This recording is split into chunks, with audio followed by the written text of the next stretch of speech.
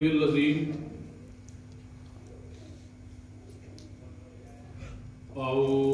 बिल्लाहि मिनश शैतानिर रजीम।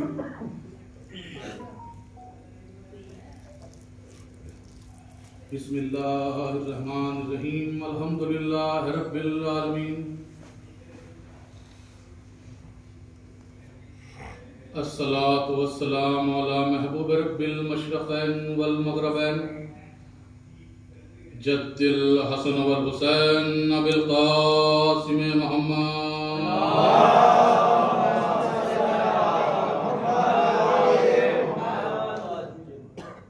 व अला बैतिही तय्यबीन अत्ताहिरीन अल मासूमीन अल मज़लूमीन। अम्मा बअद फ़क़द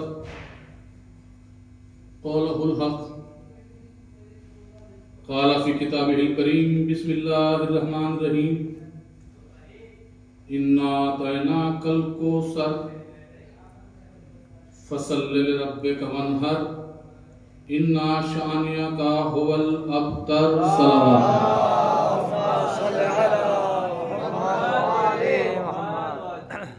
आप ज़रा से गुज़ारिश है, एक मरतबा सूरह और 3 मरतबा सूरह तौहीद की तिलावत फरमाकर सरकार सैयद मीरा शाह हुसैन सल्लल्लाहु अलैहि वसल्लम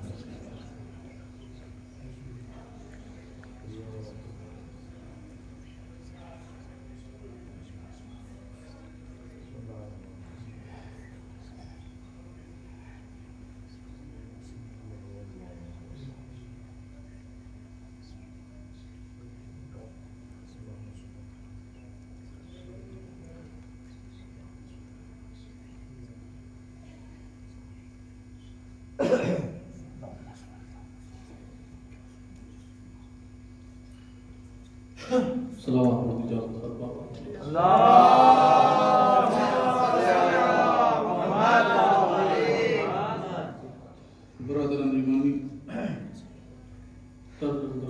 करबला पहली मरतबा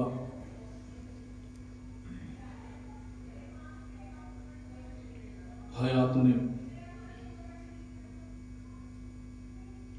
हमारे नसीब को ये बुलंदी अता की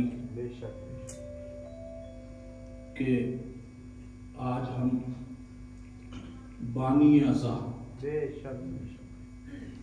के अज़ा खाने में मजलिस को खिताब करने जा रहे हैं।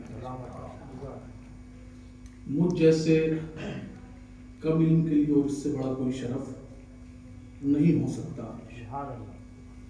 देखिए, पहली मर्तबा हजरात के दरमियान हाजिर हुआ हूँ। कुछ लोग ऐसे हैं कि जो मुझे पहले से जानते हैं, कुछ लोग ऐसे हैं जिन्हें हम पहले से जानते हैं, लेकिन ज्यादातर अफराद वो हैं कि जो हमें पहली मर्तबा देख रहे हैं या जिन्हें हम पहली मर्तबा देख रहे हैं, जो हमें नहीं जानते या जिन्हें हम नहीं जानते। उनके और हमारे दरमियान भी एक तारुफ है। वो तारुफ है बतफ़ैल फ़र्शे अज़ा, वो तारुफ है बज़रिए फ़र्शे अज़ा। जो हमें नहीं जानते वो ये जानते हैं कि ये ज़िक्र इमाम हुसैन करने वाला है। जिन्हें हम नहीं जानते हम ये जानते हैं कि ये ज़िक्र इमाम हुसैन सुनने वाले हैं। सलावत भेजिए बर मोहम्मद वाल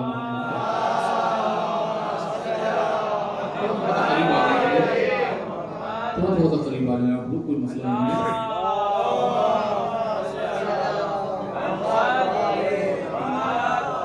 देखिए, इस चीज का कोई मसला नहीं है कि मजमा कितना है कितना नहीं, ना मैं कभी इस चीज को सोचता हूँ, क्योंकि जिस जगह पर आप बैठे हुए हैं यहाँ पे मजमे की कोई इंतहा नहीं है। ये आपके सामने मसनूई कैमरे भी लगे हुए हैं, लेकिन कुछ हकीकी कैमरे भी हैं जो आपको भी देख रहे हैं, मुझे भी देख रहे हैं जी। तो उनसे कोई नहीं बच सकता है। तो लिहाजा जितने लोग भी हैं उतने काफी हैं, कोई मसला नहीं। मैंने फातिहा पढ़वाई, किस लिए पढ़वाई फातिहा? जहां तक कि देखिए, मैं समझता हूँ इस फातिहा के 2 पैगाम हैं। बस जल्दी जल्दी मुझे आप हज़रात के सामने चंद मारूज़ात पेश करना है, क्योंकि मैं खुद जानता हूँ कि जाकिर खुद नहीं पढ़ता है, मजमा पढ़वाता है और आप पूरी तरह से आमादा है। जी देखिए, जो मैंने फातिहा पढ़वाई इसके दो पैगाम हैं सामने के, जहां तक मैं समझता हूं। जैसे ही आप अपने किसी बुजुर्ग के लिए इसाले सवाब करते हैं, फातिहा का हदिया पेश करते हैं, तो उसको ये एहसास हो जाता है कि मेरे चाहने वालों ने मुझे फरामोश नहीं किया। यानी मैं जिन्हें अपने पीछे छोड़कर आया हूं वो लायक अफराद हैं, नालायक अफराद नहीं हैं जिन्हें मैं छोड़कर आया। पहला पैगाम उसके लिए जो इस दुनिया को छोड़कर उस दुनिया में जा चुका है, क्योंकि हमारे यहाँ पे कोई मरता नहीं है। ये उर्दू अदब के पास क्योंकि अल्फाज ज्यादा नहीं है इसलिए मरने का लफ्ज इस्तेमाल होता है, वरना इंतकाल का मतलब होता है एक जगह से दूसरी जगह चले जाना। जी उसको एहसास हो जाता है कि जिन्हें मैं छोड़कर आया हूं अपने पीछे उन्होंने मुझे फरामोश नहीं किया। लेकिन दूसरा पैगाम उन कौमों के लिए है जो कौमें आज तक तशय्यो को मिटाने की कोशिश करती हुई चली आ रही हैं। जैसे ही आप अपने मरहूम के इसाले सवाब का कोई पोस्टर दीवार के ऊपर चस्पा करते हैं या सोशल मीडिया के ऊपर चलाते हैं, तो उन कौमों को यह अंदाजा हो जाता है कि इस कौम को मिटाना कोई आसान नहीं बल्कि नामुमकिन है। वो किस लिए कि जो कौम अपने मुर्दों को फरामोश ना करती हो वो अपने जिंदा इमामों को कैसे भूल सकती है। सलावत भेज दिए मोहम्मद वाले।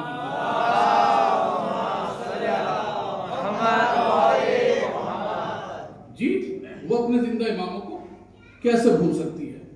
आप हजरात ने ये प्रोग्राम जो रखा है 3 मजलिसों का, ये अज़ाए फातिमिया यानी नबी की बेटी का मातम। मैं अपने नौजवानों से कहना चाहता हूं, मैं हर जगह पे पैगाम दे रहा हूं, जब भी आप पोस्टर बनवाएं अज़ाए फातिमिया के नाम से पोस्टर मत बनाइए। पोस्टर की हेडिंग बस रखिए रसूल की बेटी का मातम, नबी की बेटी का मातम, क्योंकि यही पोस्टर है जो आपकी तस्वीर लोगों के सामने पेश कर रहा है। यही पोस्टर है कि जो आपका तर्जुमान बनता हुआ चला जा रहा है। देखिए अज़ाए फातिमिया आप लोग मना रहे हैं, पूरी दुनिया में अज़ाए फातिमिया मनाया जा रहा है, पूरी कायनात हर जगह पे मजलिस हो रही है जूख दर जूख, लेकिन अज़ाए फातिमिया का हक अदा नहीं हो पा रहा है। क्या अज़ाए फातिमिया का यही हक था कि यहां पे अज़ाए फातिमिया की मजलिस से मजमा इतना, क्या इतना मजमा होना चाहिए था? नहीं जी, अजमेर तक से लोग आने चाहिए थे। जहां जहां पर लोग नबी का कलमा पढ़ते हैं सबको इसके अंदर शरीक होना चाहिए था। किस लिए? क्योंकि नबी की बेटी का मातम है। मैं क्या अर्ज कर रहा हूं आप हजरात के सामने, देखिए तमीज़ी मंजिलें बस थोड़ी देर के लिए मेरे साथ में जुड़ जाइए, इंशाअल्लाह एक नतीजे तक क्या आप हजरात को लेकर जाना है। जी क्योंकि नबी की बेटी का मातम है, और इस चीज को हमेशा जहन में रखिए, फातिमा अली की जोजा बाद में है, नबी की बेटी पहले है।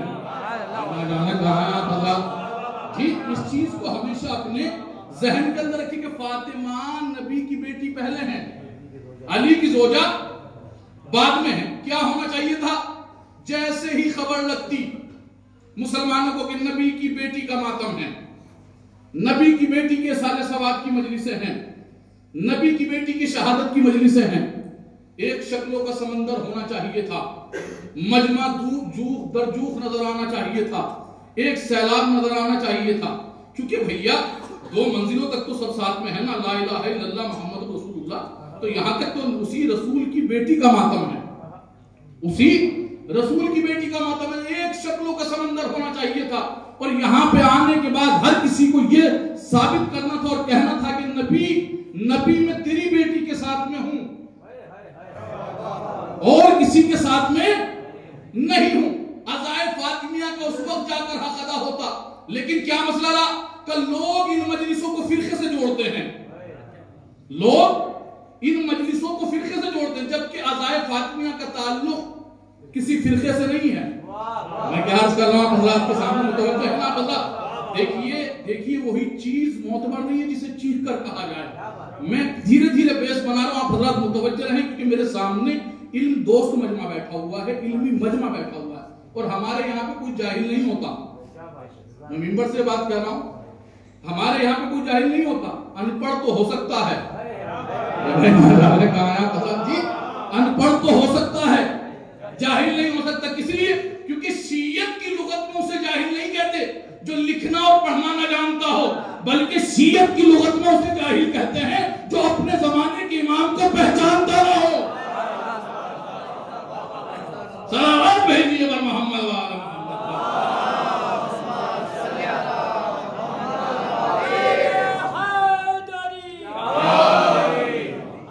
जी। क्या पूरे मजमे को आ जाना चाहिए था, सारे मुसलमानों को इसमें बढ़ चढ़ के हिस्सा लेना चाहिए था, क्योंकि जिस नबी का कलमा पढ़ते उसकी नबी की बेटी का मातम है। कहा नहीं, कुछ लोग इनको फिरके से जोड़ते हैं मजलिसों को। भाई देखिए, मुहर्रम की मजलिसों का और अज़ाए फातिमिया का अलग मिजाज है। मैं क्या अर्ज कर रहा हूं हज़रात के सामने, देखिए अज़ाए अय्याम अज़ा की मजलिसों का और अज़ाए फातिमिया का मिजाज बिल्कुल एकदम अलग है जी। क्योंकि लोग उनको फिरके जोड़, जबकि उनको भी आप फिरके से नहीं जोड़ सकते हैं, क्योंकि खाली अज़ाए इमाम हुसैन का ताल्लुक भी शियत से नहीं है, अज़ादारी का ताल्लुक इंसानियत से है। कहा जी, अज़ादारी का ताल्लुक इंसानियत से है। हमारा जो कल इंसान थे वो कल भी अज़ादार थे, जो आज इंसान है वो आज भी अज़ादार है। सलावत भेजिए बर मोहम्मद वाले मोहम्मद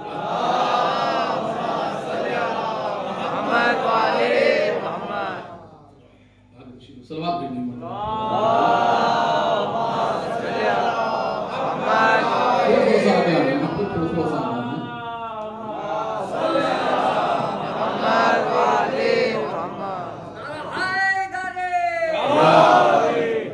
देखिए आप लोग खुशनसीब हैं कि आपको आगे बुलाया जा रहा है, और ये सिर्फ खाली इसी मकतब के अंदर काम हो रहा है, वरना सब जगह आपको पीछे खींचा जा रहा है। सलावत भेजिए बर मोहम्मद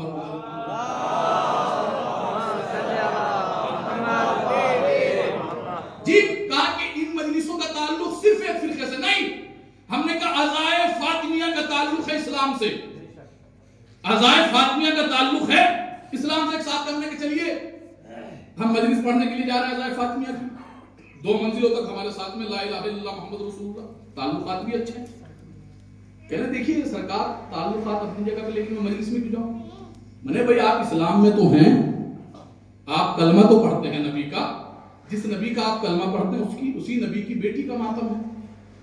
कहना तो मजलिसों का ताल्लुक क्या इस्लाम से? मैंने कहा सवाल आपका बहुत अच्छा है कि मजलिसों का इस्लाम से क्या ताल्लुक है अज़ाए फातिमिया का। बस इस सवाल को अपने जहन में रखिएगा, इंशाअल्लाह कोई भी सवाल करे उसे यही जवाब दीजिएगा जी, क्या ताल्लुक है। मैंने कहा अच्छा ये बताइए इस्लाम है क्या? इस्लाम किसी इंसान का नाम है, इस्लाम किसी शहर का नाम है, इस्लाम किसी मकान का नाम है, इस्लाम किसी दुकान का नाम है, इस्लाम किसी गाड़ी का नाम है, इस्लाम किसी प्लेन का नाम है। इस्लाम है क्या? खामोश, क्या आप बताइए। मैंने कहा सुनिए, इस्लाम एक नजरिए का नाम है, इस्लाम एक फिक्र का नाम है, इस्लाम एक ज़ाब्ते का नाम है, इस्लाम एक निज़ाम का नाम है, इस्लाम एक राब्ते का नाम है कि जी। मैंने कहा समझ में आ गया कि जी। मैंने कहा अच्छा ये बताइए इस्लाम के पैर हैं? मुस्कुराने लगे, बेवकूफ हो गया, कहीं फिक्र के पांव होते हैं। मैंने कहा इस्लाम के हाथ हैं? कैसी बात आप कर रहे हैं? कहीं निजाम के हाथ होते हैं, कहीं फिक्र के हाथ होते हैं, कहीं निजाम के हाथ होते हैं। मैंने कहा अच्छा न इसके हाथ हैं न इसके पांव हैं कि जी। मैंने कहा ये आया था कहां पर? मक्के में। आप कहां पर हैं? कहा मैं हूं हिंदुस्तान में। मैंने कहा जब इसके पांव नहीं तो वहां से यहां तक कैसे आया? मुझे बिल्कुल अफसोस नहीं होना चाहिए तारागढ़ वालों के, मैंने बहुत हल्की सी बात की जी। सुनिए, जब इसके पांव नहीं है तो वहां से यहां तक कैसे आ गया? भैया जब इसके हाथ नहीं है तो इसने अपनी हिफाजत कैसे की?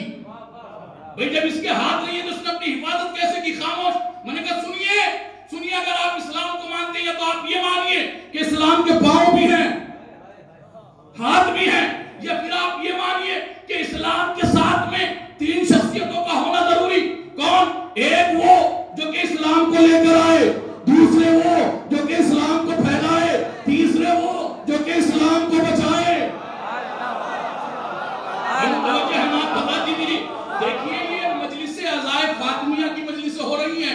मैं बिल्कुल नहीं कहूंगा किसी मजलिस में चाहे बोलिए या ना बोलिए, लेकिन मजलिसों के अंदर जरूर बोलिए, क्योंकि उस बीबी का हक बयान किया जा रहा है। कल जिसके हक में कोई बोलने वाला नहीं था, तुम आज जिसके हक में बोलोगे, महशर में ये तुम्हारे हक में बोलेगी। सलावत भेज भेजिए बर मोहम्मद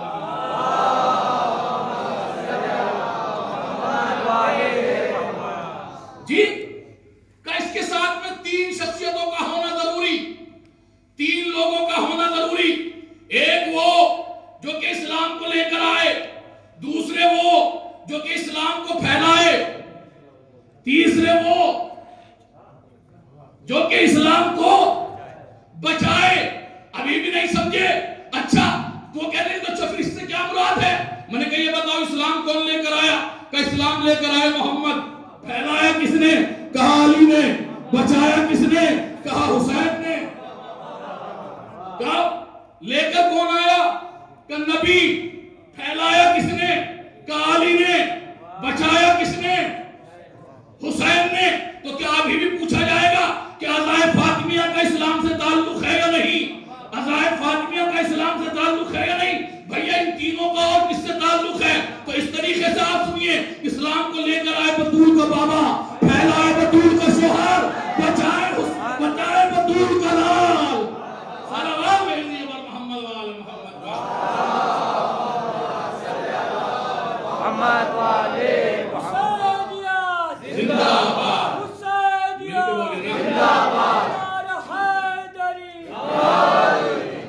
देखिए मुख्तसर हैं लेकिन मोतबर हैं, मैं इस चीज को जानता हूं बखूबी।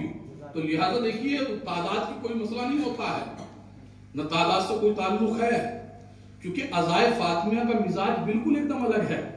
इसमें हर कोई नहीं आ सकता, इसमें हर कोई नहीं आ सकता। जैसे हुसैन की मजलिस में हर कोई आ जाता है ना, वैसे इसमें नहीं आ सकता हर कोई। मैं क्या अर्ज कर रहा हूं हज़रात के सामने, भैया अली की मजलिस में आ सकता है, हुसैन की मजलिस में आ सकता है, मैं क्या अर्ज कर रहा हूं हसन की मजलिस में आ सकता है, रसूल की मजलिस में आ सकता है, लेकिन फातिमा की मजलिस में नहीं आ सकता। आप कहेंगे क्या मतलब? मैंने कहा आप समझे ही नहीं। हुसैन की मजलिस में आने का मतलब है तवल्ला, अली की मजलिस में आने का मतलब है तवल्ला, अली की मजलिस में आने का मतलब है तवल्ला, हसन की मजलिस में आने का मतलब है तवल्ला, अरे फातिमा की मजलिस में आने का मतलब है तवल्ला।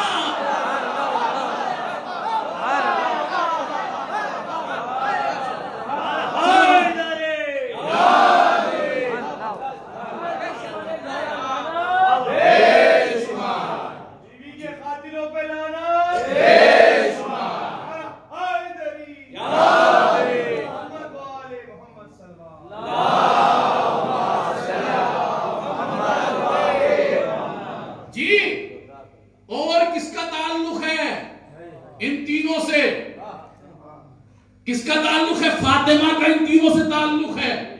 तो लिहाजा अज़मत फातिमा को समझो, मंजिलत फातिमा को समझो। अगर ऐसे नहीं समझ में आता तो कुरान को जाकर पढ़ो। जब कहते हो कुरान ही काफी है तो कुरान पढ़िए। कुरान के अंदर कौन सा सूरा है जो फातिमा का कसीदा पढ़ता हुआ नजर नहीं आता? कौन सी आयत है जो फातिमा के कसीदे सुनाती हुई नजर नहीं आती? कौन सा पारा है जो फातिमा की मनक़बत पढ़ता हुआ नजर नहीं आता? कुरान के अंदर कौन सी ऐसी आयत है कि जो शहजादी की शान में नाज़िल नहीं हुई, जो शहजादी के कसीदे पढ़ती हुई नजर नहीं आती? लेकिन पूरे कुरान के अंदर, बस तवज्जो चाहता हूं, मजलिस मुझे जहां तक लेकर आना था मैं आ गया। अब एक एक लफ्ज के ऊपर आप हजरात से तवज्जो चाहता हूं जी। देखिए पूरे कुरान के अंदर कौन सा ऐसा सूरा है? सूरह दहर फातिमा से मंसूब है, सूरह हलका फातिमा से मंसूब है, सूरह कद्र फातिमा से मंसूब है। कौन सा ऐसा सूरा है? सूरह आल इमरान फातिमा से मंसूब है। कौन सा ऐसा सूरा है कुरान में जो फातिमा के कसीदे नहीं पढ़ता? कोई फातिमा के घर के कसीदे पढ़ता है, कोई फातिमा के बच्चों के कसीदे पढ़ता है, कोई फातिमा के नौकरों के कसीदे पढ़ता है, कोई फातिमा की कनीजों के कसीदे पढ़ता है। खाली यहाँ तक के नहीं, अब कोई सूरा फातिमा के शौहर के घोड़े के कसीदे पढ़ता हुआ नजर आता है। ये कौन सा सूरा है कुरान में जिनके कसीदे पढ़ता हुआ नजर नहीं आता? लेकिन किसी भी सूरे को वो इम्तियाज हासिल नहीं है इस पूरे कुरान के अंदर जो सूरह कौसर को हासिल है, जिसकी मैंने तिलावत की आपके सामने जी। किस लिए? क्योंकि कुरान के अंदर कितने सूरे हैं, किसी भी सूरे को सूरह फातिमा नहीं कहा जाता। मैं क्या अर्ज कर रहा हूं हजरात के सामने जी। इस सूरे को कहा जाता है सूरह फातिमा। सूरह कौसर को सूरह फातिमा, सूरह सैयदा, सूरह बतूल। देखिए यहाँ पे शोरा भी तशरीफ फरमा है। इतना मशहूर सूरा है, सिक्के राजुल वक्त की तरह से राइज है, सिक्के राजुल वक्त की तरह से राइज है। और कमाल यह है कि सिर्फ 3 आयतों का सूरा है, या ये कहा जाए कि सिर्फ 3 मिसरों का सूरा है। भाई क्या अर्ज करवा मैं आप हजरात के सामने, यहाँ पे शोरा बैठू में भाई, रुबाई के लिए भी 4 चाहिए, इसमें ओनली 3 मिसरे। सबसे छोटा सूरा है कुरान का, भाई ना जाने कहां है आप हजरात जी, कुरान का सबसे छोटा सूरा है सूरह कौसर, लेकिन मंसूब किससे है? फातिमा से। फातिमा से अजब ने आवाज कुदरत आए, अल्फाज पे गौर मत करो, इसके अंदर कमाल खुदा ने ये किया है, जैसे जैसे इसके अल्फाज कम करता चला गया वैसे ही वैसे फजीलतों में इजाफा करता चला गया। जी जैसे जैसे इसके अल्फाज कम करता चला गया वैसे वैसे इसकी फजीलतों के अंदर इजाफा करता चला गया। अल्लामा मोहसिन कराती तफसीर नूर में तहरीर फरमाते हैं सूरे के लिए, तवज्जो चाहता हूं, पहला जुमला अपनी तरफ से सर्व करने जा रहा हूं हजरात के सामने। जी अल्लामा मोहसिन कराती कहते हैं सूरे की तफसीर में, वो कहते हैं इस सूरे के अंदर खुदा ने कमाल ये रखा, 2 वादे अपने हबीब से लिए, 2 वादे अपने हबीब से किए, 2 वादे लिए, 2 वादे किए। मुझे अपनी खिताबत से ज्यादा आपकी समातों के ऊपर भरोसा है, इसलिए मैं अर्ज कर रहा हूं हजरात के सामने। जी 2 वादे अपने हबीब से लिए, 2 वादे अपने हबीब से किए। क्या वादे? हमने तुम्हें कौसर अता किया, लेकिन नमाज तुम पढ़ोगे। जाने कहा है आप हजरत जी, एक वादा किया, एक वादा लिया, हमने तुम्हें कौसर अता किया, लेकिन नमाज तुम पढ़ोगे। हमने तुम्हारे दुश्मनों को अबतर कर दिया, लेकिन कुर्बानी तुम पेश करोगे। कहा है हजरत जी, देखिए 2 वादे लिए, 2 वादे किए ना जी, 2 वादे लिए, 2 वादे किए। अब इसके अंदर फिर फरमाते हैं अल्लामा मोहसिन कराती, वो कहते हैं इसके अंदर जहां पे इतने मुख्तसर अल्फाज रखे उसने खुदा ने, वही इसकी खासियत सबसे अलग ये रखी, जबकि पूरे कुरान के अंदर आप देखिए रिपीटेशन है, जो अल्फाज इस सूरे में है वो दूसरे सूरे में है, जो इस आयत में है वो दूसरी आयत में है, जो इस सूरे में है वो दूसरे सूरे में है, जो इस रुकू में है वो दूसरे रुकू में है, जो इस पारे में है वो दूसरे पारे में है, जो इस आयत में है वो दूसरी आयत में है। लेकिन इसकी कंडीशन कुछ ऐसी रखी खुदा ने कि बहुत से अल्फाज सूरे के अंदर वो रखे गए, 3 मिसरों के अंदर भी बहुत से अल्फाज वो हैं कि जो पूरे कुरान में दोबारा इस्तेमाल नहीं हुए। जैसे लफ्ज़ कौसर, जाने कहा है आप हजरात जी, जैसे लफ्ज़ कौसर पूरे कुरान में 1 मरतबा आया, लफ्ज़ अबतर पूरे कुरान में 1 मरतबा आया, शानिया का कहा है आप हजरात, पूरे कुरान में 1 मरतबा आया। भैया जहां पे आप देख रहे हैं, जहां पे रिपीटेशन है, जो इस सूरे में है वो दूसरे सूरे में है, जो इस रुकू में है वो दूसरे रुकू में, पूरी तरह जो जाता आप हजरात कीजिए, जो इस सूरे में है वो दूसरे सूरे में है, जो इस रुकू में है वो दूसरे रुकू में है, जो इस आयत में है वो दूसरी आयत के अंदर अल्फाज है, जबकि रिपीटेशन है। लेकिन ये कौन सी कंडीशन रखी गई कि बहुत से अल्फाज इस सूरे के अंदर वो रखे गए जो पूरे कुरान में दोबारा इस्तेमाल नहीं किए गए। इसकी वजह क्या थी? इसकी वजह क्या थी? अल्लामा मोहसिन कराती कहते हैं क्योंकि ये सूरा है सूरह फातिमा, ये सूरा है सूरह बतूल, ये सूरा है सूरह सैयदा, ये सूरा है सूरह मुहद्दिसा, और मिजाज कुदरत ये है कि जो हम फातिमा को अता करते हैं वो हम और किसी को नहीं अता करते। सलावत भेजिए बर मोहम्मद वाल मोहम्मद।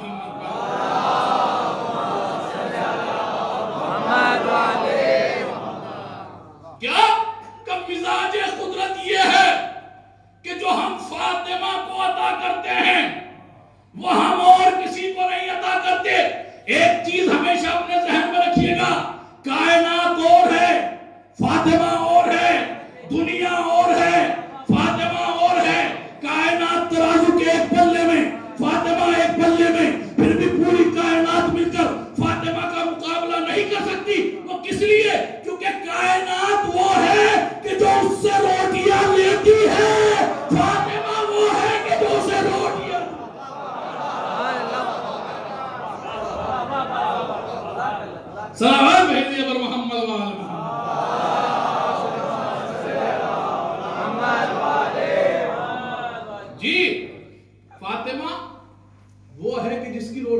पर जाती हैं, जिसकी रोटियां अर्श पर जाती हैं।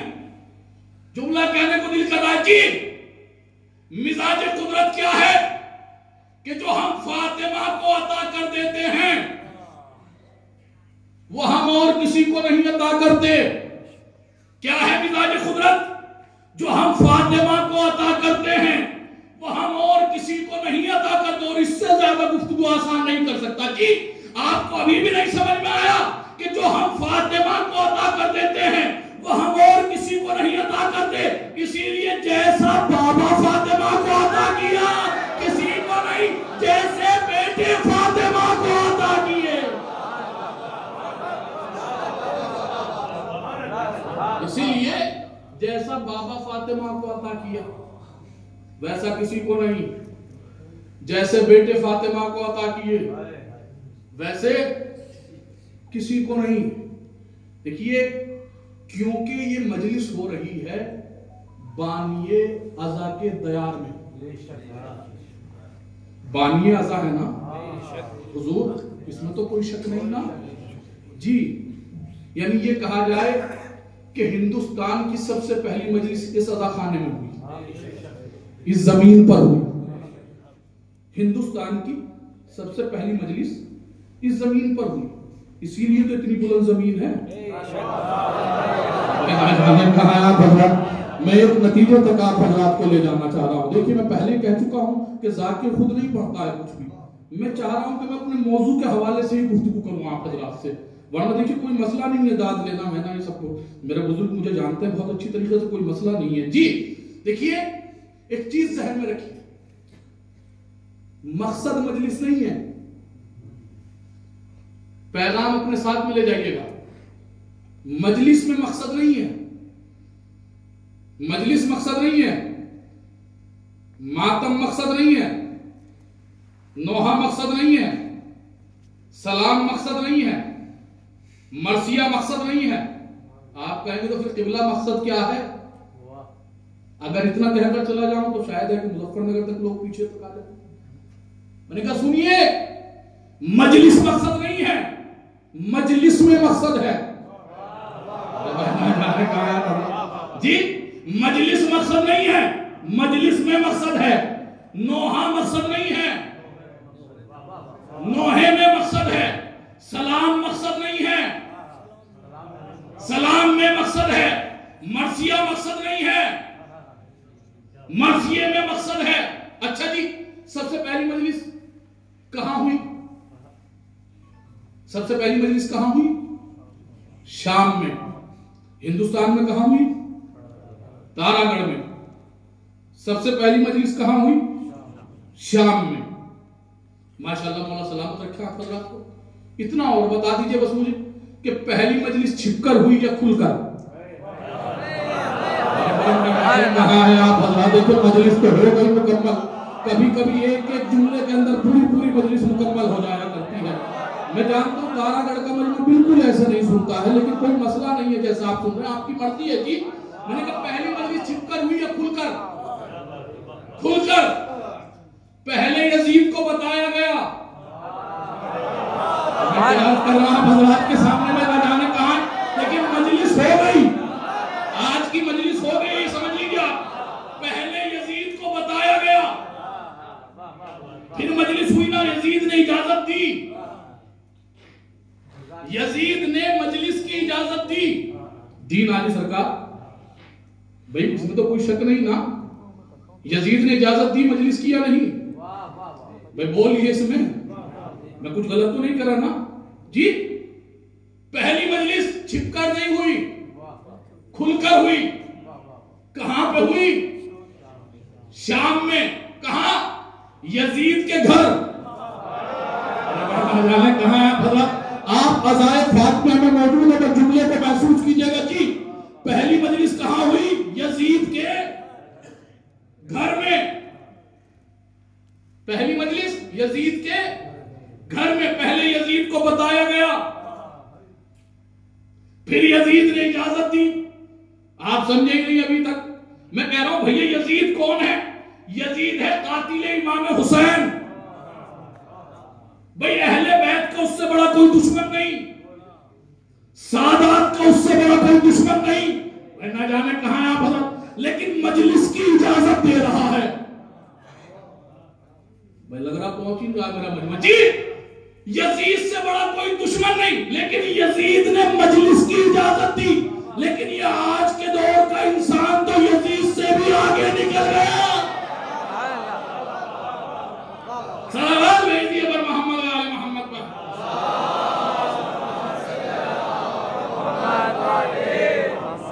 जी यजीद से भी आगे निकल गया। अच्छा यजीद ने क्यों इजाजत दी? यजीद ने क्यों इजाजत दी? क्योंकि यजीद था बेवकूफ, यह है चालाक।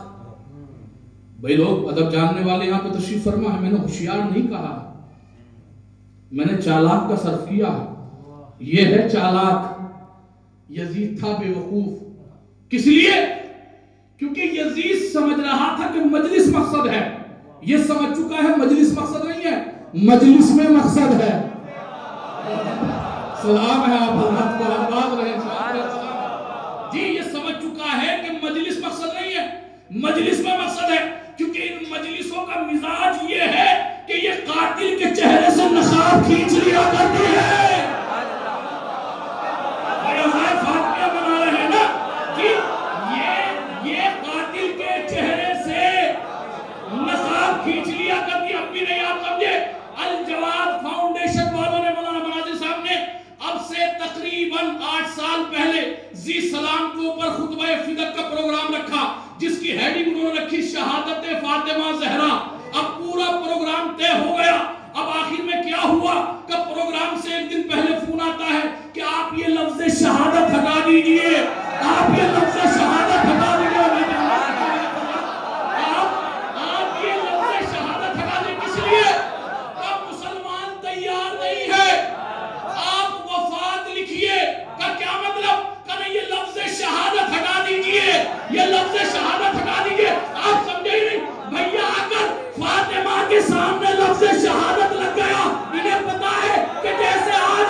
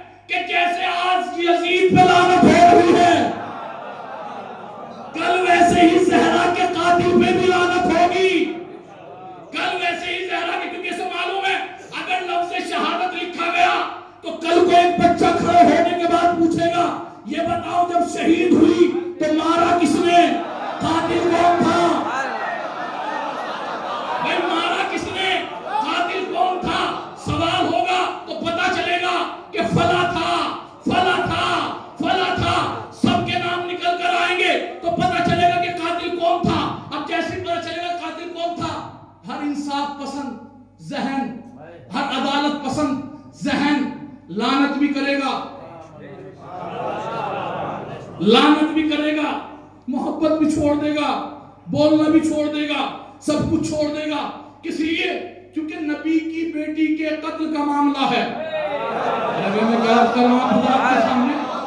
भाई आयतुल्लाह वहीद खुरासानी का यही तो जुमला है ना। उन्होंने यही तो कहा ना कि अगर हमने अज़ाए फातिमिया को अज़ाए सैयदुश शुहदा की तरीके से मनाया होता तो जैसे आज हमें चौराहे पर हुसैन के कातिल पे लानत करने में कोई परेशानी नहीं होती। जिए आबाद रहेंगे, यही हक है, यही हक है अज़ाए फातिमिया मनाने का, यही हक है। अज़ाए फातिमिया इसी तरीके से सुना जाए, ऐसे ही मनाया जाए। जी क्या कि जैसे हुसैन के कातिल पे लानत होती है वैसे ही ज़हरा के कातिल पे लानत होगी और होगी। मैं मिंबर से ये बात कह रहा हूं आपके सामने, ये कैमरे मौजूद हैं। कैमरे नहीं, हम रहें या ना रहें, ये रहें या ना रहें, आने वाली नस्लें देखेंगी। क्योंकि वो जमाना अलग था कि उस जमाने में ये कैमरा नहीं था, आज के जमाने में ये कैमरा है, ये हर जमाने को दिखाएगा। कसम खुदा की, काश के ये कैमरा गदीर में होता।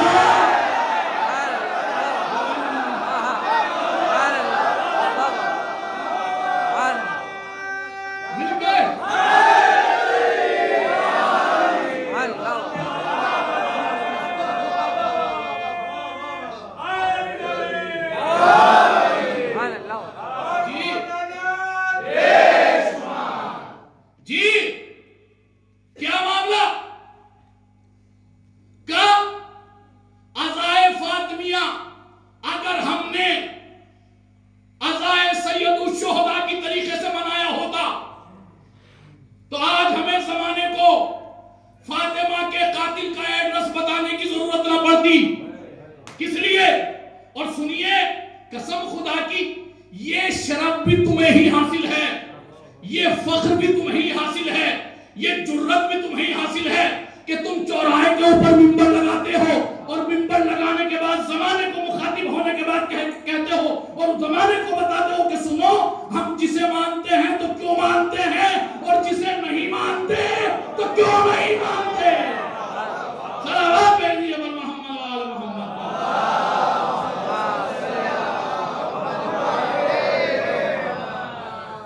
जी,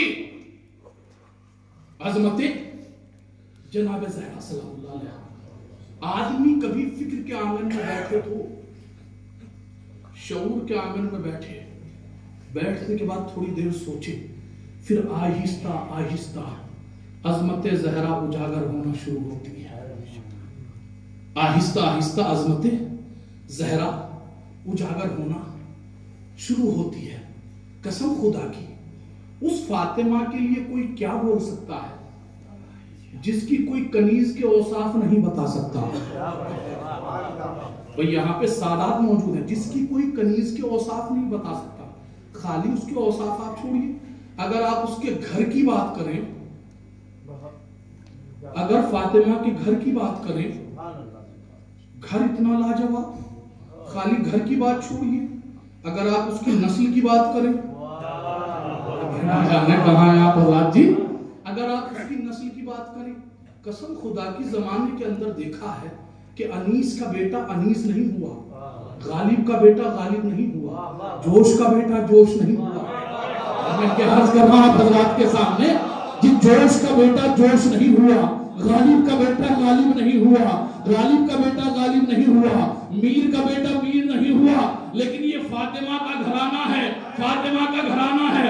पहला भी मोहम्मद है, दूसरा भी मोहम्मद है, तीसरा भी मोहम्मद है, आखिरी भी मोहम्मद है। ये फातिमा का घराना है। और कसम खुदा की, खतीब अकबर याद आ गए, बड़ा अजीब और गरीब उन्होंने जुमला कहा।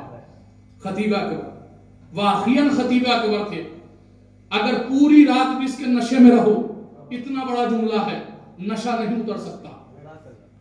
खतीब अकबर ने कहा कि कायनात के अंदर बड़े से बड़ा बादशाहों का घराना देखो, शाहों का घराना देखो, नवाबों का घराना देखो, घर में आप जाइए, घराना बादशाह का है, लेकिन बादशाह सिर्फ एक होगा। अरे मैं ना जाने कहाँ है आप हजरात, ताज सिर्फ एक के सर पर होगा। मजलिस मुकम्मल हो गई, कभी कभी एक एक लफ्ज के अंदर पूरी पूरी मजलिस मुकम्मल हो जाती है। जी, ताज सिर्फ एक के सर पर होगा। अगर बादशाह का घराना है, घराना बादशाह का कहलाएगा, लेकिन ताज एक वक्त में सिर्फ एक के सर पर, एक वक्त में ताज सिर्फ एक के सर पर, दूसरे के सर पर ताज नहीं हो सकता। शाह का घराना हो, एक वक्त में एक के सर पर ताज, नवाबों का घराना हो, एक वक्त में एक के सर पर ताज। मगर कसम खुदा की, कैसा घराना है फातिमा का, कैसा बैते फातिमा है। एक चादर के नीचे पांचों हैं, पांचों के सर पे ताज है। एक के सर पे रिसालत का ताज, एक के सर पे विलायत का ताज, एक के सर पे तहारत का ताज और एक के सर पे इमामत का ताज।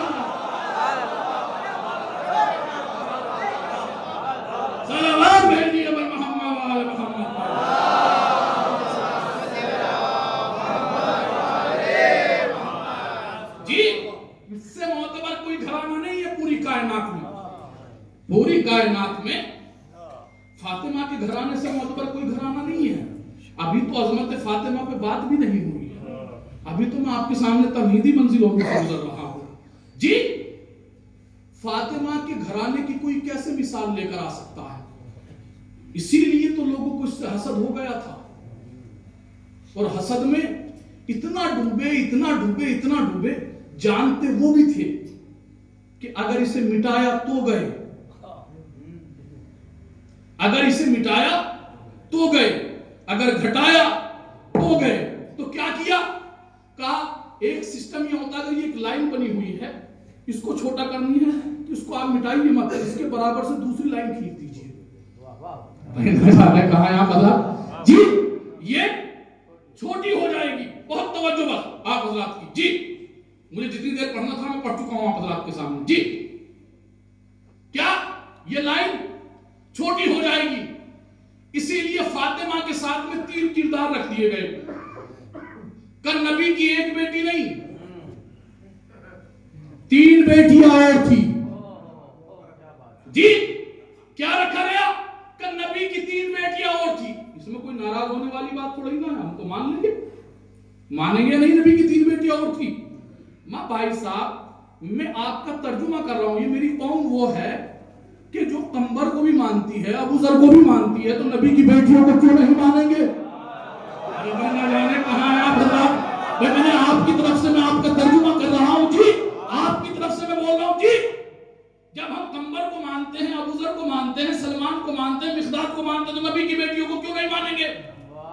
लेकिन साबित करो जी, साबित कीजिए कि नबी की बेटियां थी, क्योंकि नबी की बेटियों को मानने में कोई वो थोड़ी ना है। भाई हम तो दीवाने हैं नबी की आल के, हम तो नबी की आल के दीवाने। हम क्या भैया, पूरी कायनात नबी के आल की दीवानी है। बस मामला यह है कि तौफीक जिस जिसको है वो दीवाना होता है, जिस जिससे तौफीक सब कर ली जाती है उसका कोई इलाज नहीं होता जी। अच्छा क्या लिखा गया? नबी की 4 बेटियां थी। मैंने कहा 4 नहीं, 3 बेटियां और थी जी। 3 नहीं 13 लिखो, कोई मसला नहीं, मानेंगे नबी की बेटियां हैं। 13 नहीं 30 लिखो, 30 नहीं 300 लिखो, 300 नहीं 3000 लिखो। लिख तो दोगे कि नबी के 3000 बेटियां थी। आखिर में लिखना यही पड़ेगा कि नवासे सिर्फ 2 थे, या हसन या हुसैन।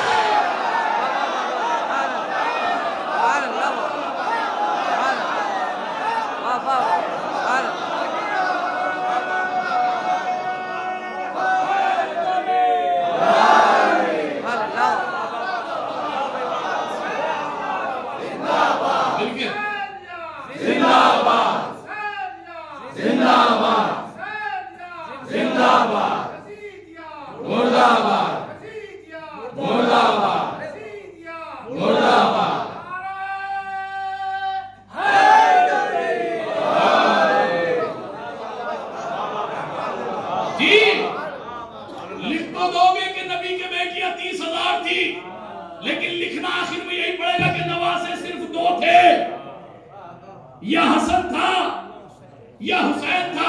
लेकिन यह भी अजीब इत्तेफाक है, बस तारीख में एक जगह मिलता है कि नबी के 3 बेटियां और थी, वरना अगर महर की बात आए तो सबके यहाँ पे महर एक ही का। मजलिस मुकम्मल हो चुकी है जी।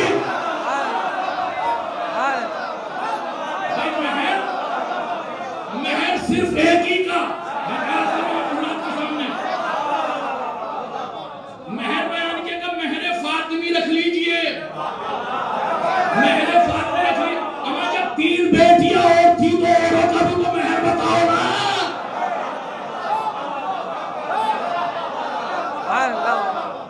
जी खाली यहां तक के नहीं कि महर एक का, खाली महर भी नहीं, सुनिए तकरीरें, सुनिए बयानात।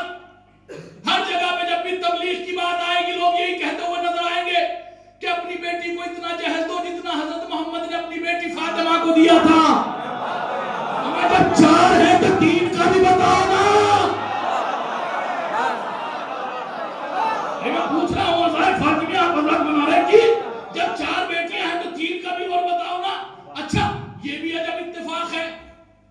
ये भी अजब इत्तेफाक है, महर में भी एक, अरे भाई कहां है आप लोग, महर में भी एक, जहेज में भी एक, अमर चादर में भी एक। कयामत हो गई, कयामत हो गई। अगर जुमले का खड़ा होकर भी इस्तेमाल करो, जुमला बहुत बड़ा है, लेकिन महर में भी एक, जहेज में भी एक, चादर में भी एक, अमर मुबाहले में भी एक।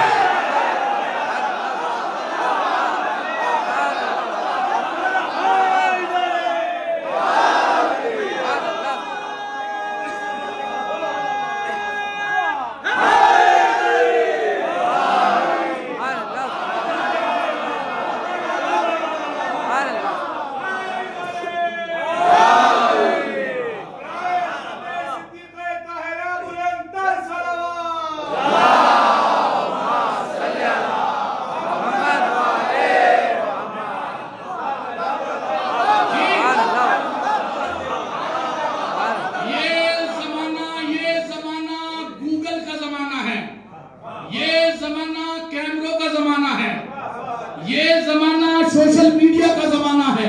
इस जमाने में कुछ छिपाने से छिप नहीं सकता, जितना छिपाओगे उतना सामने आएगा।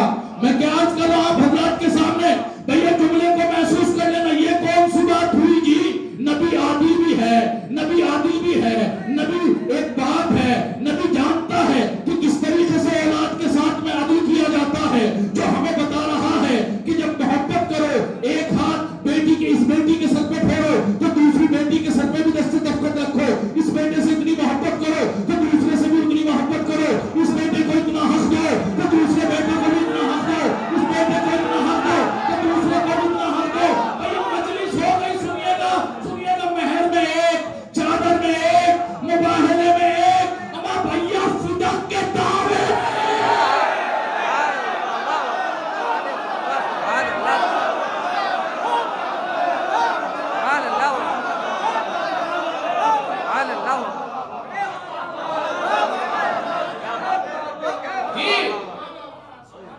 जी। क्या लिखा कि नबी की 3 बेटियां और थी? मान लेंगे भाई, 3 नहीं 30 मान लेंगे। हम तो कह चुके हैं हमारा सीना बहुत बड़ा है भाई। जब हम कंबर को मानते हैं, सलमान को मानते हैं, बुजर को मानते हैं, मिकदाद को मानते हैं, और इससे बड़ी तो कोई बात नहीं हो सकती ना जी। तो हम नबी की बेटियों को क्यों नहीं मानेंगे? अच्छा चलिए, आपकी बात मानी कि महर में नहीं है, चादर में नहीं है, मुबाहले में तो खुला ऐलान था।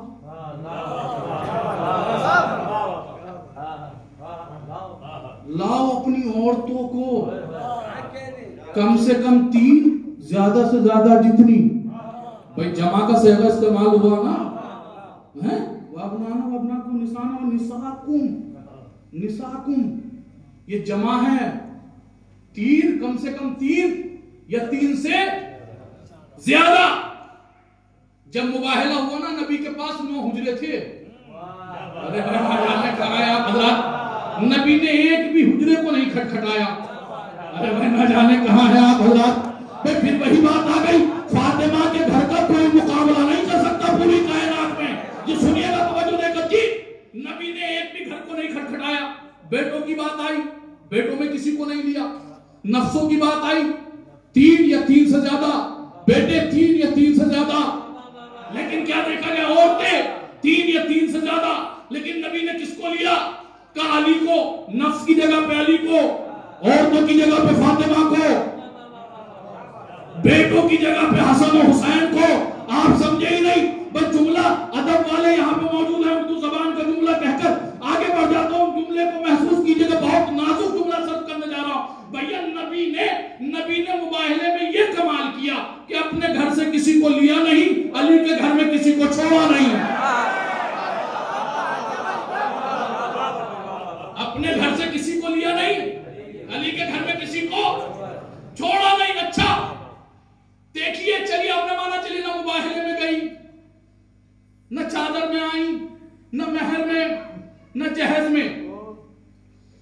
बेटी चाहे जितनी भी नाराज हो जाए अपने बाप से, तवज्जो देकर 10 मिनट कर दीजिए।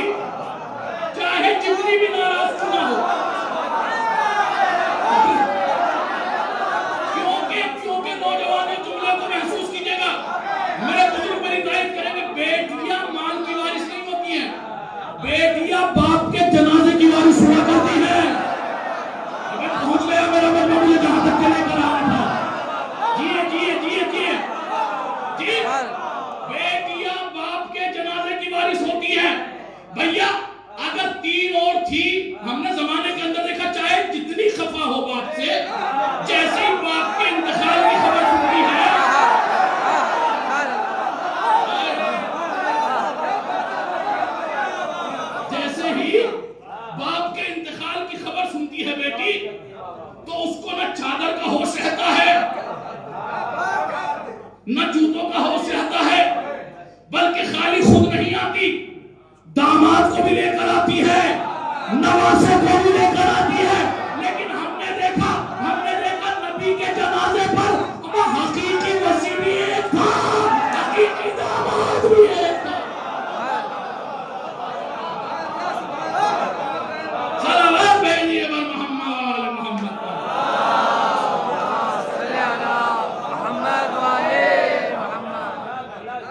जी। नबी के जनाजे पर हकीकी वसी भी एक था, हकीकी दामाद भी एक था। मैंने कहा इस घर की फजीलतों से कोई इनकार नहीं कर सकता। भैया कल की गुफ्तगू चलेगी इंशाअल्लाह, क्योंकि दामन वक्त में बिल्कुल गुंजाइश नहीं रही। मैं उस घड़ी पे भरोसा नहीं करता, ना मैं इस घड़ी पे भरोसा करता हूं। जब सामीन के चेहरे घड़ी बन जाते हैं तो ये भी काम करना बंद कर देती है, वो भी काम करना बंद कर देती है। सलावत भेजिए बर मोहम्मद।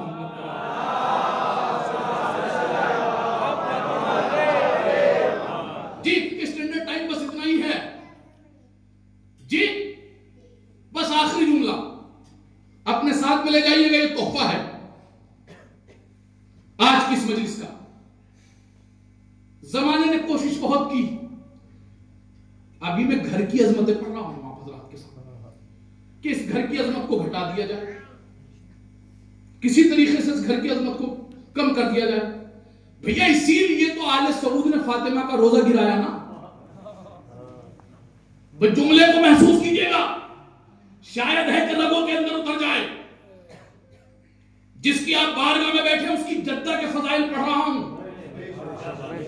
उसकी जद्दा के फजाइल पढ़ रहा हूं, उनकी जो उनकी असल है। अरे भाई ना जाने कहा है बदलाव, मैंने क्या कहा जी, ये जिनकी नस्ल से हैं, जो इनकी असल है, उसके मैं फजाइल पढ़ रहा हूं आप हजरात के सामने जी। क्या करा कि आले सऊद ने करोड़ों रुपए खर्च करने के बाद फातिमा के रोजे को गिरा दिया, मुनहदिम कर दिया। किस लिए? आले सऊद समझ रहा था कि फातिमा की अजमत दीवारों की वजह से है।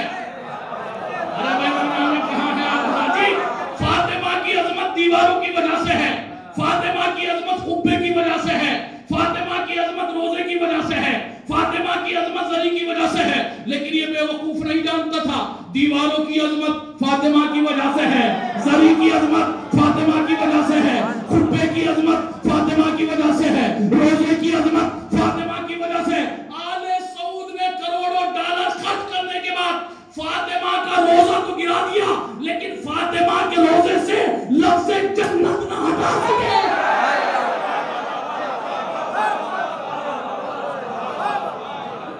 आज भी लिखा जाता है तो क्या लिखा जाता है? जन्नतुल बकी। कसम खुदा की ये फजीलत भी इसी घर को हासिल है, फातिमा के घर को हासिल है। ये फजीलत किसी को हासिल नहीं। ये जैसे जिस जमीन पे इन्होंने कदम रखा, ये मक्के में आए तो मौज़मा कर दिया, मदीने में पहुंचे तो मुनव्वरा हो गया, मदीने में पहुंचे तो मुनव्वरा हो गया। खाली यहीं तक के सिलसिला नहीं रुका, करबला में पहुंचे तो मोहल्ला हो गया, नजफ में पहुंचे तो अशरफ हो गया, मशहद में पहुंचे तो मुकद्दस हो गया, हिंदुस्तान में पहुंचे तो शरीफ हो गया। ये फजीलत बस इस नस्ल को ही हासिल है, इनके अलावा किसी को ये फजीलत हासिल नहीं है। इसीलिए ज़माने को इनकी फजीलतें बर्दाश्त ना हुई। देखा कि इस घर की इतनी फजीलत है,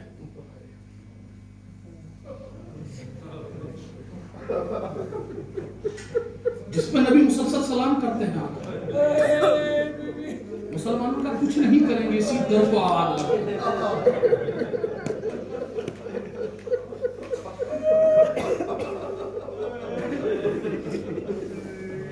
इससे बड़ी कोई मुसीबत नहीं हो सकती। अभी बात की गुजर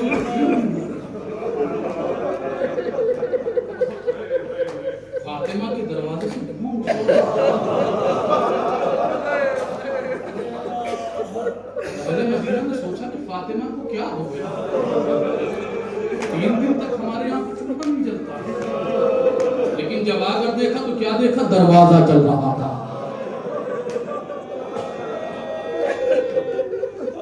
आवाजें आपकी बुलंद हो गई, बड़ी मजलूम है शहजादी। फातिमा के मसाइब सुने नहीं जाते, बस एहसास कीजिए और क्रिया कीजिए।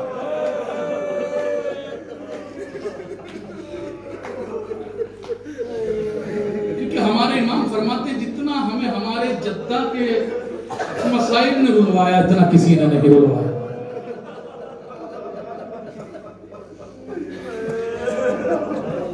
हर मजलिस में तुम्हें यही तो कहता है ज़ाकिर कि जल्दी से फर्श अज़ा पे आ जाओ, ज़हरा आ गई है। लेकिन अज़ाए फातिमा में ज़हरा नहीं आती है, तुम्हारे वक्त का इमाम सबसे पहले आ जाता है। या इमाम ज़माना पुरसा कबूल कीजिए अपनी जद्दा का।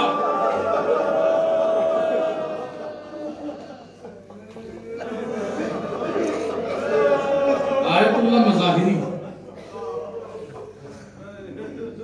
पढ़ते थे, जमकरान में मजलिस पढ़ते रहते थे।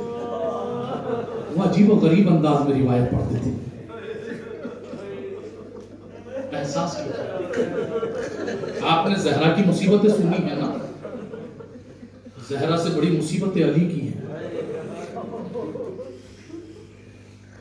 आयतुल्लाह मज़ाहिरी वो बयान करते हैं, कहते हैं कि जब फातिमा का पहलू शिकस्ता हो गया,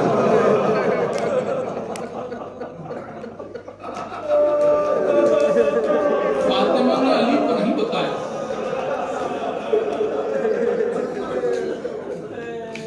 मेरी शहजादी का ये आलम था।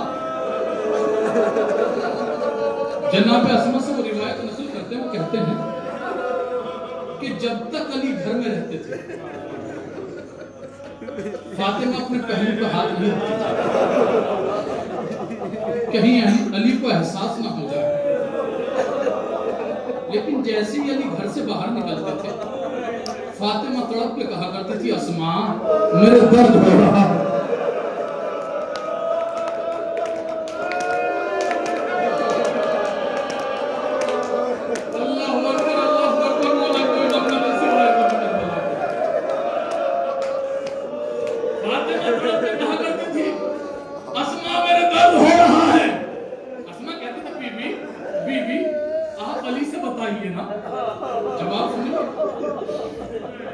बीबी आप अली को बताइए, एहसास का जुमला है, शायद मैं पढ़ता हूं। बीबी कहती है सुना तो नहीं मालूम, अली पहले से ही परेशान थे। अस्मा कहती बीबी मैं नहीं समझी।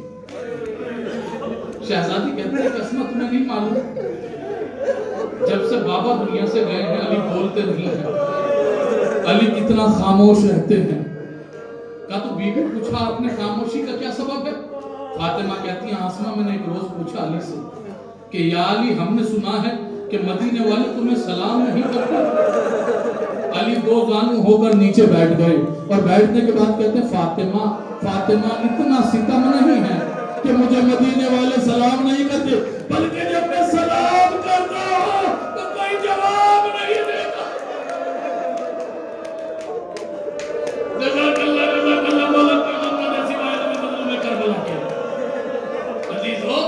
बस मैंने मजलिस मुकम्मल कर दी। तारीख बताती है कि जब शहजादी दरबार में गई, जब फातिमा दरबार में गई अपने बाबा की तहरीर को लेकर, जब शहजादी दरबार में गई अपने बाबा की तहरीर को लेकर, इसने एहतराम नहीं किया। बीबी से इसने गवाह मांग लिए, इसने बैठने के लिए नहीं कहा। खाली इतना ही सितम, सितम खाली यहाँ तक कि रुक जाता तो कोई बात नहीं थी। इसने बल्कि नबी की तहरीर को लिया और लेने के बाद उसके टुकड़े किए, और टुकड़े करने के बाद इसने जमीन पे डाल दिया। तारीख बताती है कि ज़हरा ने वो टुकड़े इकट्ठे किए और इकट्ठे करने के बाद अपने बाबा की तहरीर को अपने पास रख लिया। इसी इसी मंजर को एक जाकिर थे पाकिस्तान में, वो पढ़ा करते थे। जब वो इस मंजिल पर आते थे तो अपनी जेब से एक पर्चा निकालते थे और निकालने के बाद उसको टुकड़े करने के बाद जमीन पर डालते थे, मिंबर से नीचे उतरते थे, उतरने के बाद उन टुकड़ों को इकट्ठा करते थे, इकट्ठा करने के बाद मिंबर पे जाकर बैठते थे और बैठने के बाद मजमे से पूछते थे, बताओ कितना वक्त लगा, कितना वक्त लगा? मजमा तड़प कर कहता था चंद लम्हे लगे, चंद लम्हे लगे। वो जाकिर कहता जिसे तुम चंद लम्हे कह रहे हो, अरे ज़हरा ज़ईफ़ हो गए, सर के बाद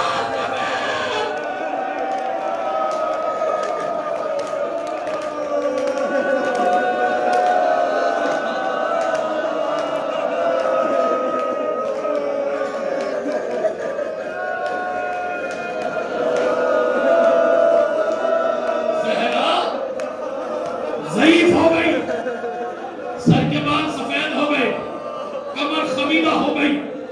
अजीजों, आप जानते हैं क्या आलम था? जनाब सलमान रिवायत नकल करते हैं, वो कहते हैं कि अली का ये आलम था जब ज़हरा दरबार गई। अली कभी इस कोने पे जाते थे गली के, कभी उस कोने पे जाते थे।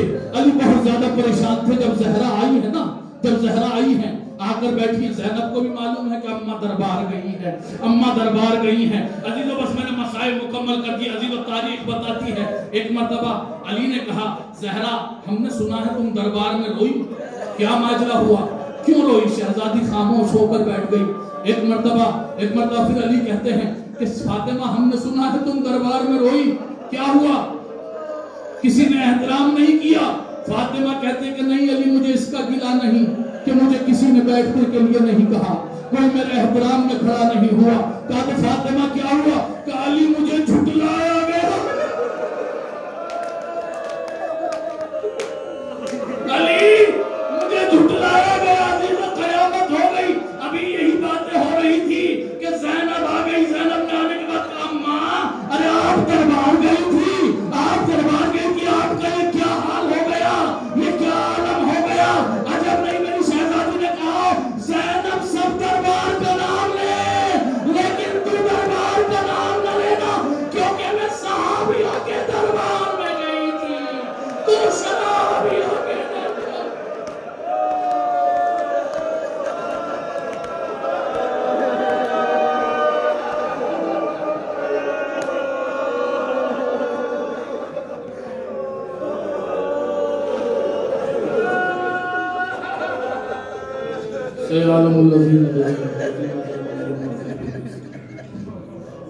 परवरदिगार हमारे मुख्तसर से इबादत को कबूल फरमा। परवरदिगार हमारे मुख्तसर को कबूल फरमा। परवरदिगार जहाँ जहाँ पेशियान हज़रत करार है, सबकी परेशानियों को दूर फरमा। परवरदिगार इस बस्ती पर अपना रहम करम नाज़िल फरमा। परवरदिगार इन नौजवानों की काविशों को कबूल फरमा जो अज़हर फातिमिया के अंदर जिस एतबार से भी हिस्सा ले रहे हैं, दामे दिलहमे सुकन अशरा में, इन सब की नौकरी को कबूल फरमा। परवरदिगार, सब दुआओं में सबसे अहम दुआ यह है कि ज़माना बहुत बुरा चल रहा है। जहाँ जहाँ पर पेशियान हज़रत करार हैं, उनके माल इज़्ज़त नामूस की हिफाजत फरमा। परवरदिगार, फिर अज़ीज़ियत ने सर को उठाया है, हमारे वक्त के हुसैन के ज़हूर में ताजील फरमा, हमें उनका नाम इंसान फरमा। मातम हुसैन।